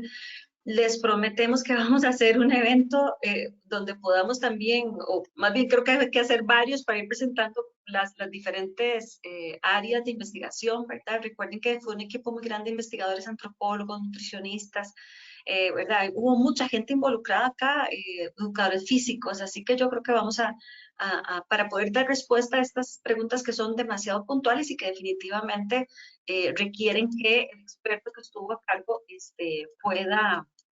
eh, pueda, por supuesto, presentar primero los datos y luego, por supuesto, ver ¿cómo se llama? Sus preguntas. Hay una que habla, por ejemplo, sobre que en el Hospital Blanco Cervantes, que se están realizando trasplantes fecales para pacientes con infección con Clostridium difficile. Así que sí, o sea, es algo que ya pasa acá, pero con esa forma que el doctor Adrián decía, ¿verdad? Con personas que donan esas píldoras de heces y que son realmente las que al final pues salvan vidas, como bien lo dijo él, es una forma de salvarse las vidas. Y vamos a ver qué más. Había una que era sobre la diferencia que hay entre las bacterias, la microbiota de los adultos centenarios y sus generaciones. Usted lo mostró muy bien, ¿verdad? Que habían núcleos muy diferentes de bacterias y sí. Y también hubo diferencias importantes, por supuesto, en los niveles de actividad física, el consumo de alimentos, etcétera. Así que definitivamente ahí van a ver los papers completos, que es una pregunta también que nos hacen, ¿verdad? Que cuándo van a estar esos papers disponibles para leer todos los resultados. Así que, bueno, doctor, tenemos una tarea grandísima, ¿verdad? Pero qué dicha. Bueno, le agradecen muchísimo, no voy a hacer más preguntas, le agradecen muchísimo porque si no nos da aquí las 3 de la tarde, pero de verdad, muchas gracias a usted, a todo el equipo. Me encantaría que la profesora Ana Mercedes y Ana Irene también se nos unan aquí con las cámaras para que al final todos los que están acá con nosotros, que se han mantenido, las vean. Ellos son los pilares del proyecto y hay un equipo enorme que estuvo con todos ellos trabajando. De nuevo, un agradecimiento muy importante a la profesora Ana Mercedes, a Ana Irene, a la profe Carmela Velázquez. Por favor, doctor Adrián, extiéndale este agradecimiento a todo el equipo de científicos, por supuesto a la Universidad de Costa Rica por haber visto en este proyecto una oportunidad, ¿verdad?, de estudiar a nuestra comunidad en la zona azul y también en la GAM. Y bueno, quisiera escuchar a la profe Ana Mercedes y a Ana Irene que nos regalen un mensaje final que por favor. Bueno, solamente reiterar nuestro agradecimiento a ILSI Mesoamérica por ese apoyo de muchos años y bueno, también gracias a todo el equipo de investigadores, a los centenarios de la península de Nicoya, sus familiares, a todas esas personas que nos abrieron sus casas, que han hecho posible este proyecto. Tenemos muchos resultados gracias a esa colaboración de muchísimas personas y bueno, hay muchos resultados porque hay un esfuerzo continuo. Es una línea de investigación en la que hay posibilidad para seguir trabajando. Realmente los resultados son asombrosos y creo que, bueno, desde la Universidad de Costa Rica podemos seguir hablando del tema por mucho tiempo más. Y bueno, muchas gracias a quienes nos han estado acompañando, ¿verdad?, en esta mañana. Gracias al doctor Pinto por su excelente exposición. Siempre es un gusto escucharlo y ver cómo ha podido resumir y sintetizar este tema tan valioso. Bueno, y gracias a Ana Irene porque ella ha logrado ahí apoyarnos en la complejidad de toda esa toma de muestras de estas giras y bueno, pues acá esperamos seguir organizando actividades de este tipo. Gracias, profesora. Anita. Claro, yo me uno al agradecimiento de doña Ana, al agradecimiento primero que todo de Ilse, que siempre me dio la oportunidad desde mi tesis de licenciatura hasta luego ya poder ayudar en la coordinación del proyecto, la gestoría del proyecto, el participar en estas giras, poder tener esta experiencia tan enriquecedora, porque para mí, yo siempre le cuento a las personas que la experiencia más buena fue poder conocer a los centenarios, poder estar con ellos, escuchar sus historias, por más de que recoger las muestras es una parte muy valiosa que ellos nos aportan, para mí la parte más valiosa era el conocimiento que ellos nos aportaban y su experiencia, toda su historia de vida es increíble. Entonces, poder conocerlos a todos y verlos, ya algunos no están con nosotros, pero ese agradecimiento a esas personas, a las familias que nos recibieron siempre con las puertas abiertas, siempre nos colaboraron en todo, entonces extender ese agradecimiento. Al grupo de investigación, que bueno, de los dos proyectos que están muy unidos, que siempre me ha acogido como con mucho cariño en el proyecto y la verdad yo siempre me he sentido muy bienvenida y la verdad es un gusto para mí trabajar con la calidad de investigadores que están porque tienen una trayectoria increíble y para una persona como yo que está empezando apenas, poder trabajar con ellos ha sido todo un honor y que siempre me den la oportunidad de participar y de colaborar ha sido todo un honor. Entonces, Ay, gracias a todos los que estuvieron conectados hoy y ojalá les haya gustado un poco este proyecto que la verdad le tenemos mucho cariño al proyecto y es un proyecto muy importante para todos, entonces espero que eso se haya transmitido y la charla de Adrián fue excelente, más bien muchísimas gracias porque la explicación logró sintetizar tanta información en algo y que todos pudieran como comprender que eso siempre es y muy bueno. Muchas gracias. Bueno, hay muchos más. Felicitaciones, qué excelente, muy enriquecido el trabajo. Entonces, doctor Adrián, yo lo único que le puedo decir de parte de ILSI Mesoamérica es que aquí vamos a estar, que vamos a seguir haciendo todo lo posible para seguir trabajando en el tema. Y estoy segura de que ustedes tienen ya una lista de las siguientes variables por estudiar. ¿Verdad? Esa curiosidad investigativa que los científicos tienen. Espero que siga creciendo y bueno, felicitaciones, que sigamos adelante y nosotros vamos a abrir todos los espacios para divulgar, para generar inicialmente, pero para divulgar los resultados que ustedes vayan teniendo, porque esto es parte también de lo que es ILSE. Así que un aplauso para ustedes, virtual. Muchas gracias y muchísimas gracias a todas las personas que se mantuvieron con nosotros durante toda la sesión y que van a ver este video de aquí. Va a estar abierto al público forever and ever. Gracias. Muchas gracias, Muchas doctora gracias. Adriana. Gracias. Felicitaciones. Un abrazo. Un placer. Y nos Muchas vemos pronto. gracias. Muchas gracias. Feliz tarde a todos. Muchas gracias. Hasta luego. Gracias, profesora. Chao, Anita.